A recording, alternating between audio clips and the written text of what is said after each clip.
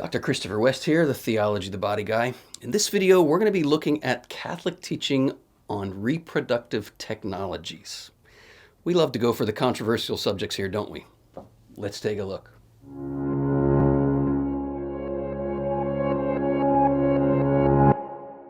We continue our series looking at questions from my book, Good News About Sex and Marriage. We're starting a brand new chapter here on reproductive technologies.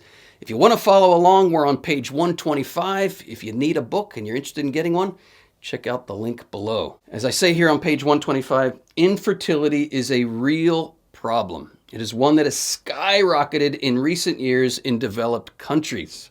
In response, an entire ever-expanding and little-regulated reproductive technologies industry has emerged. Now, obviously, while the desire for a child is God-given, right? That does not mean that any means to a child is a good thing. Here's one example. We could all recognize that the desire for a child in a couple who are unable to have their own children, that desire does not justify them kidnapping somebody else's child, right? So the point here is that the ends, very good end, the desire for a child, the end does not justify the means. The pain and even anguish of infertile couples mustn't be dismissed. In all of my work over the years, I would say that one of the most painful agonies of married life comes from those couples who long to have children, and for whatever reason outside of their control, they are unable to have them. I would even say to those couples who might be on the other end of the spectrum, where it just seems like they keep having children and they wish they didn't have so many or weren't so fertile, walk a mile in the shoes of those couples who long for children and are unable to have them. The pain is very, very real. But again, when we're looking at these questions, our sympathy, which is important, we shouldn't allow our sympathy to cloud moral reasoning here. There are a lot of issues at stake in reproductive technologies. Here are some questions that I list that I think are very pertinent. We need to ask ourselves, are we the masters of life? Where do we cross that line between being cooperators with God in the transmission of life, but where do we cross that line and actually make ourselves like God in the negative sense, right? That's the original sin. You will be like God. God is the master of life. What does it mean for us to be the stewards of life? It's a very important question, one of great pertinence for the issue of reproductive technologies. How about this question? Very important. Is a child a gift from God? I think we'd all acknowledge, if we're believers, if we believe God is God and we are his creatures, that children are a gift, indeed a tremendous gift. But what should our attitude towards a gift be? Can we demand a gift? If God is the Lord and giver of life, then our posture should be what? And where do we cross that line between receiving a gift gratefully from God and grasping at it, taking it, demanding it, right? Producing it on our own terms? These are very important questions. Do couples have a right to a child at any cost? Do couples have a right to a child at all? I would make the argument that the only right a couple has as a husband and wife is the right to engage in the marital embrace. And certainly we can do everything to make the possibility of conception optimal. But do we have the right to demand a child at any cost? I would also say that the rights that we also have to be concerned with here are the rights of the child. And I would argue, the Catholic Church argues, that the child has the right to be the fruit of the marital embrace, of the loving union of a husband and a wife. Something to think about. Here's another thing to think about. Are we free to determine what is good and evil, right? That takes us right back to the tree of the knowledge of good and evil in the book of Genesis. The purpose of that symbol, right? And as Catholics, we don't interpret scripture here as if there was a tree and they picked a fruit and they ate it and that was the sin. We have to read the symbol here. And the symbol of the tree of the knowledge of good and evil is precisely this. We are not free to determine what is good and evil. God ordered the universe for our good, and we need to receive the order that he has established and live within it. That's how we flourish.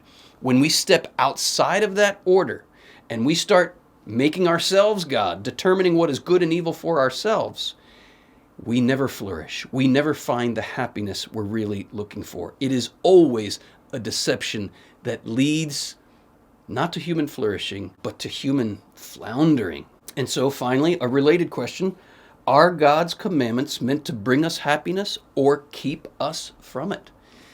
In the end, all of these moral questions are really questions about trust.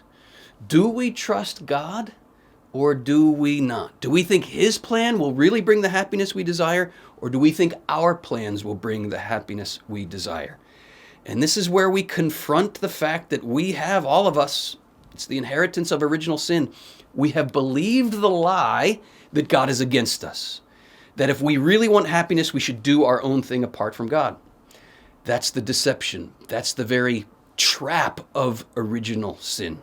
All of these questions come to bear in the question of reproductive technologies. And here is the basic principle of Catholic teaching in a nutshell. If a technology aids the sexual act, the marital embrace, in its natural end, the conception of a child, that's praiseworthy. That's wonderful. That is a use of medicine and technology that is in keeping with God's natural order and design for the conception of a child. But if a technology replaces the marital embrace as the means by which a child is conceived, then the Catholic Church says we are crossing the line and we are playing God. And here we can recognize that the Catholic Church's teaching on reproductive technologies is really just the flip side of her teaching on contraception, right? And the teaching is this: sex and babies go together. And as Christ himself said, we must not separate what God has joined, right? Contraception says, I want the sex without the babies. Whereas some reproductive technologies, namely those that replace the sexual act as the means by which the child is conceived, it's the flip side. They're saying we want the babies without the sex.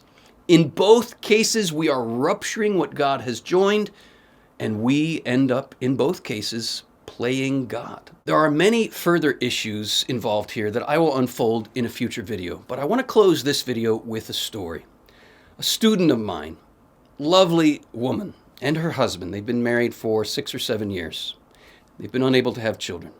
And I've walked with them a bit in their suffering, and it is bitter. Every month when her cycle shows up, and she realizes, yet again, I'm not pregnant this month, tears come. And it dawned on her at one time when this happened that every month her body is flowing with blood and water. Now, what does that remind us of? It reminds us of what flowed from the heart of Christ in his agony on the cross. And as a student of the theology of the body, this wife knows that that flow of blood and water from the pierced heart of Christ in all of his suffering and agony, that this is the most fertile moment in all of human history. Indeed, St. Augustine said that the flow of blood and water from the open heart of the bridegroom, which we see depicted beautifully in this work of art, the Unity Cross, the flow of blood and water from the open heart of the bridegroom, which here this artist has the woman at the foot of the cross, Mary, holding a chalice, receiving that flow of blood and water. This is the most fertile union in all of human history. Christ the bridegroom and Mary representing the church, the bride. I unpacked this in other videos. I don't have time to get into all the details, but let me just say this. I know that's his mother, right? The Baltimore Catechism says, in the flesh, she's always his mother, but in the spirit, she's the bride of Christ. She's the symbol of the church. And this is clearly not a genital union. That would be blasphemous. But it's a union of their hearts. And what does the new Adam say to the new Eve? He says, woman, behold your son. The beloved disciple, John, right? He is the mystical offspring of the mystical marriage of the new Adam and the new Eve. The whole purpose of our creation as male and female, and the call of the two to become one flesh, the call of the two to be fruitful and multiply, is to be a sign of the superabundant fertility of Christ's union with the church. We are all the beloved disciple, and we are all, in that sense, the mystical offspring of the mystical marriage between Christ and the church. And it is a fertility that is superabundant, beyond physical fertility. What my student realized is every month when she bleeds and when she cries, that blood and water is a sign that she is united in her sufferings with the fertility of the cross. And she is living out in her body the fulfillment of that scripture verse from the Old Testament that says, more are the children of the barren woman than of she who bore children. What's the point of that? I mean, what is scripture even saying there? It's a paradox, right? But more are the children. There is another kind of fertility. That is the point. And it's the fertility of the marriage of Christ and the church, which is consummated on a bed of suffering. The point is this: the very sorrow of infertility, united with what happened on the cross, becomes more fertile than that couple could possibly imagine. They are bearing the fruit of spiritual children who are entering the kingdom. That couple who bore that infertility united with Christ and did not grasp at a child through reproductive technologies that replaced the marital act, but they united their suffering with Christ on the cross. They will meet spiritual children on the other side in the next world who are in eternity because they united their sufferings with Christ on the cross. They will have more children in that sense than the couple who bore physical children. There's another kind of fertility. Lord, open our eyes to these mysteries. I have so much more to share with you about living the theology of our bodies, about uniting our sufferings with Christ on the cross. I urge you to check out the patron community link below to receive ongoing formation. Check out the links on our online and in-person courses to learn more about this vision. I'll continue the conversation about reproductive technologies in our next video. Until then, may our eyes continue to be opened to the glory of the divine plan that is revealed through our bodies.